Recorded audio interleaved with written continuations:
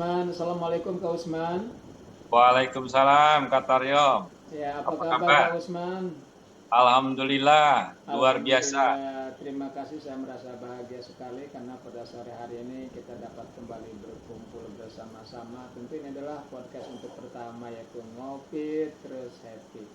Ini kan yang punya ide atau gagasan adalah Kak Usman. Boleh mungkin Kak Usman sedikit menceritakan tentang podcast kita hari ini, Kak Usman? Ya, dipersilakan. Jadi Kak Taryo, ngopi itu ngobrol bareng. Terus itu Taryo Usman. Dan happy itu bahagia.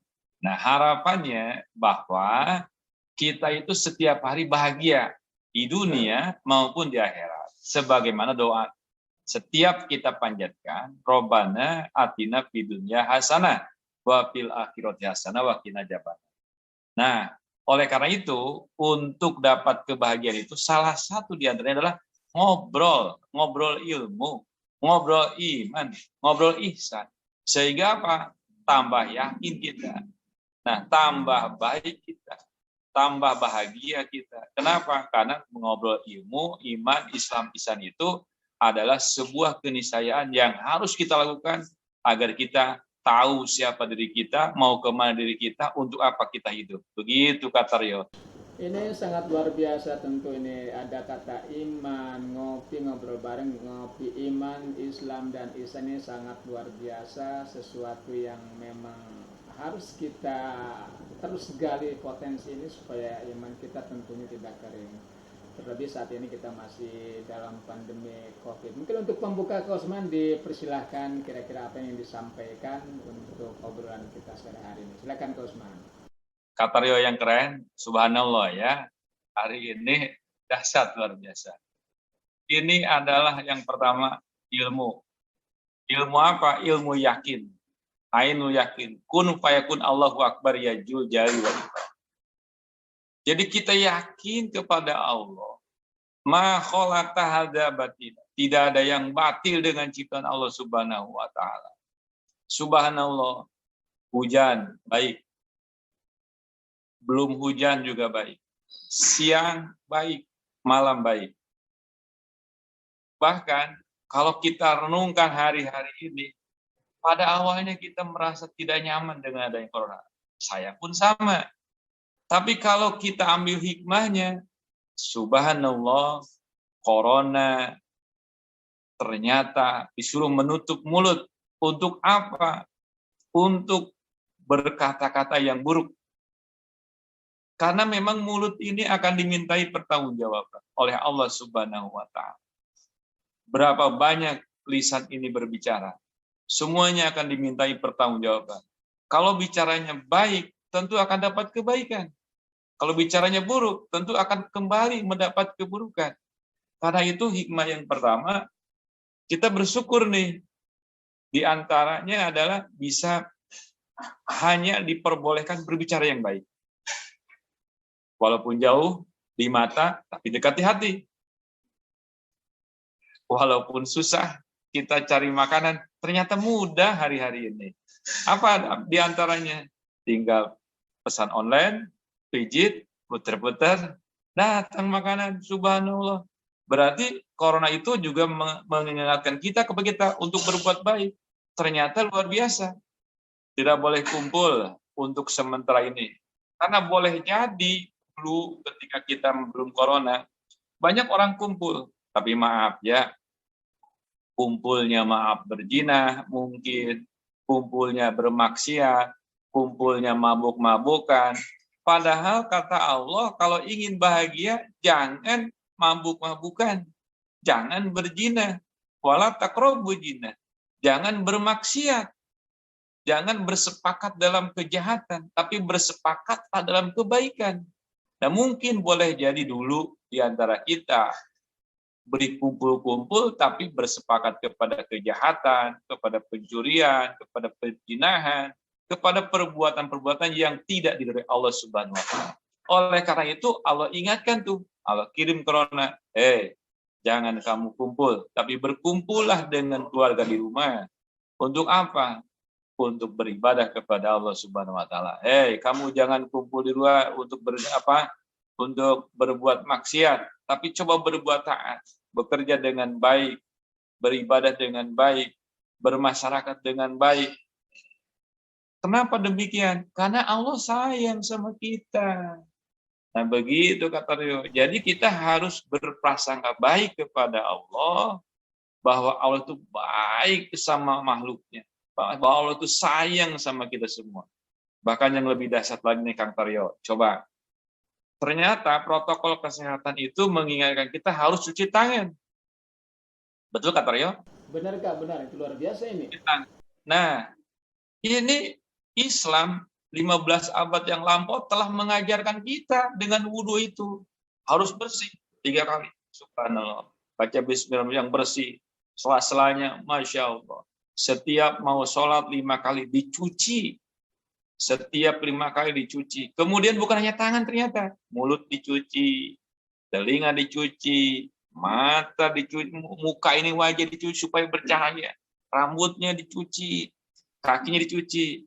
Tapi bukan hanya sekedar mencuci, itu punya falsafah luar biasa. Apa itu? Bersuci itu menjadi orang-orang yang beruntung. 1, maksudnya adalah ketika tangannya dicuci, barangkali ada virus, barangkali ada kotoran, barangkali ada makan haram, maka kita istighfar, ya Allah, saya berdosa, ya Allah, astagfirullahaladzim, mencuci tangan itu ternyata kata Rasul, itu jatuhnya air itu menggugurkan dosa-dosa kita. Dahsyatnya luar biasa. Cuci tangan, bukan hanya sekedar cuci tangan, tapi berwudu, cuci mulut, wajah, telinga, kuping, dan badan ini dibersihkan untuk apa? Untuk mendapatkan yang namanya kebahagiaan, lahir wal batin. Insya Allah kata. Masya Allah, ternyata ajaran Islam itu sangat luar biasa ya. Seperti hadis Rasulullah, an-nazafatu minal iman, kebersihan adalah sebagian dari iman ya. Jadi sebelum ada datangnya berbagai macam penyakit, Islam sudah mengajarkan ternyata untuk kita selalu menjaga kebersihan. Terlebih saat ini COVID-19, kita sama-sama tahu kita harus menjaga jarak, kita harus mencuci tangan sesering mungkin ya. Ternyata Islam sudah mengajarkan sebelumnya. Jadi menurut Kak Usman, hikmahnya apa sih di balik itu? Nah, hikmahnya ternyata yang pertama bahwa Allah itu sangat dekat dengan kita. Jadi dimanapun kita berada, wa huwa ma'akum inama kuntum. Wa huwa ma'akum. Sesungguhnya Allah itu sangat dekat dengan kita. Dimanapun kita berada, Allah itu dekat. Allah itu ada. Allah itu sayang sama kita. Nah, dan begitu sayangnya Allah kepada kita, maka kita diperintahkan untuk beribadah kepada Allah Subhanahu wa taala. Bukan tidak boleh untuk berkumpul. Kalau berkumpulnya untuk kebaikan, sangat dibolehkan. Kalau kumpulnya untuk kejahatan, Allah tidak diizinkan, tidak diridhoi. Makanya Allah ingatkan. Oleh karena itu, saya kira ini sesuatu hal yang sangat dahsyat, luar biasa. Nah, yang paling penting adalah bagaimana persoalannya adalah bahwa dimanapun kita berada, bahwa Allah itu melihat, Allah itu mendengar, Allah itu menghidupkan, Allah itu mengurus terus-menerus dengan rahmatnya itu kita merasa enggak dirahmati Allah, dihidupkan oleh Allah, disayang oleh Allah. Nah, terkadang kita ini belagu Kang Taryo. Halo. Sok tahu, sombong, merasa kita bisa, padahal kita nggak bisa. Nah, seharusnya kalau kita merasa bahwa Allah yang menghidupkan, Allah yang buat bicara, semestinya dimanapun kita berada, kita selalu berada kepada Allah Subhanahu wa taala. Amin, amin, Allahumma amin. Betul juga Kak Usman ya, kita sebagai manusia kadang-kadang hanya ingat kepada Allah saat kita mungkin dalam keadaan sulit ya. Tetapi di saat bahagia terkadang orang banyak lupa seperti itu. Apakah ini udah merupakan satu tabiat yang memang bawaan manusia sendiri atau bagaimana Kak Usman? Ya, memang manusia itu bukan malaikat, ya kan? Kalau malaikat itu taat, setan itu maksiat terus. Manusia kadang taat, kadang maksiat. Nah, iman inilah yang mesti dipupuk. Makanya salah satu strateginya Allah menganjurkan untuk saum. Nah, saum itu apa? Menahan daripada apa? Hawa nafsu kita. Begitu kita coba kita lihat. ternyata kalau kita saumnya baik, saumnya benar, ya kan? Saum lidah, saum mata, saum telinga, saum hati, saum pikiran, saum mata tidak melihat hal yang dilarang oleh Allah, saum telinga tidak mau mendengar hal yang buruk, saum kata-kata tidak mau berkata-kata yang buruk, pikiran tidak berburuk sangka, hati kita selalu berzikir kepada Allah Subhanahu wa taala, kita merasa Allah melihat, Allah mendengar, terus dia berzikir kepada Allah. Di dalam nafasnya dia berzikir, ingat terus kepada Allah. Di setiap masanya dia ngadu kepada Allah Subhanahu wa taala, maka ini luar biasa dahsyatnya. Sehingga apa? Ternyata itu malamnya kuat itu Kang Taryo sholat tarawih. Masya Allah. Kenapa begitu coba? Karena nggak makan kita. Dibuang itunya, sifat duniawinya. Nah, jangan makan. Tapi kalau makan lagi, ternyata makannya kekenyangan, tidur itu Kang Taryo. Benar, kebanyakan begitu. Kadang-kadang orang setelah katakanlah saum saat sore-sore untuk mencari makanan ke sana kemari, tetapi setelah makanan terkumpul, beberapa hidangan terkumpul, ternyata dengan seteguk air pun terkadang sudah kenyang, Kak Usman. Ini memang puasa ini sangat dahsyat sekali ya. Ini tentu satu ajaran yang memang maha dahsyat ya. Karena ini merupakan ajaran Islam yang sangat luar biasa ya. Bulan puasa penuh, kita selama 11 bulan kan kadang-kadang kita makannya nggak teratur, apapun kita makan. Tetapi kita yang diminta cuma satu saja, yaitu hanya 1 bulan saja kita untuk berpuasa. Ini kan sesuatu hal yang sangat dahsyat ya. Benar Kak Usman? Betul, betul. Dahsyat kan Mario. Jadi ada tahunan, ya kan? Ada perbaikan tahunan. Ini sebetulnya di operasi besar kita ini. Bagi yang paham itu luar biasa dahsyatnya. Supaya apa? Supaya kita sehat, supaya kita bahagia, supaya kita selalu bertasbih kepada Allah, supaya kita selalu ingat kepada fakir miskin, supaya kita selalu bahagia. Nah, bahagia itu lagi-lagi tidak sekedar hanya material. Nah, kalau hanya sekedar makanan, kan cuma sedikit Kang Taryo. Benar nggak?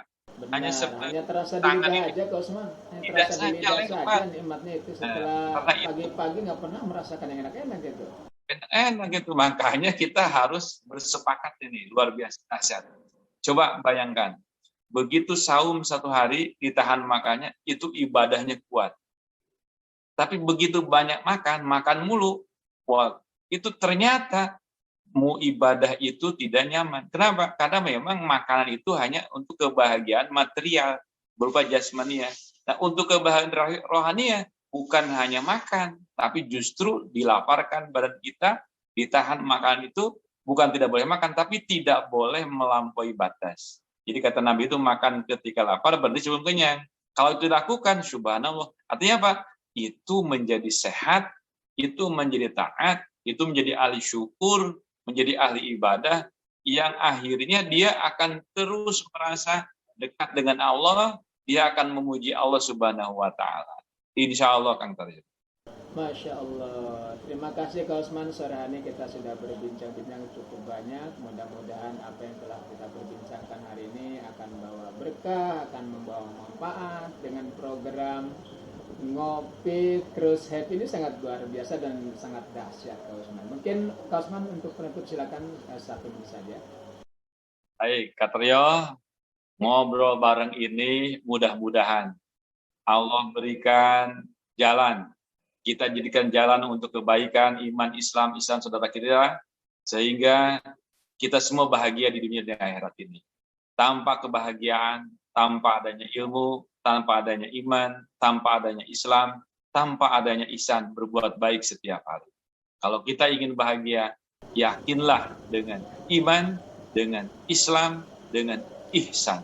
Maka kita akan bahagia di dunia dan akhirat. Caranya apa? Banyak amal soleh. Salah satu channel ini adalah Ngobrol Terus Kang Taryo Usman. Insya Allah bahagia dunia akhirat. Demikian kata mudah-mudahan. Amin amin. Terima kasih Kak Usman. Tak terasa waktu kita sudah di penghujung waktu. Saya mohon maaf apabila ada kata-kata yang kurang berkenan untuk seluruh pemirsa mungkin yang saat ini sedang menonton. Saya Taryo. Saya Usman Suherman. Mengucapkan terima kasih. Assalamualaikum warahmatullahi wabarakatuh.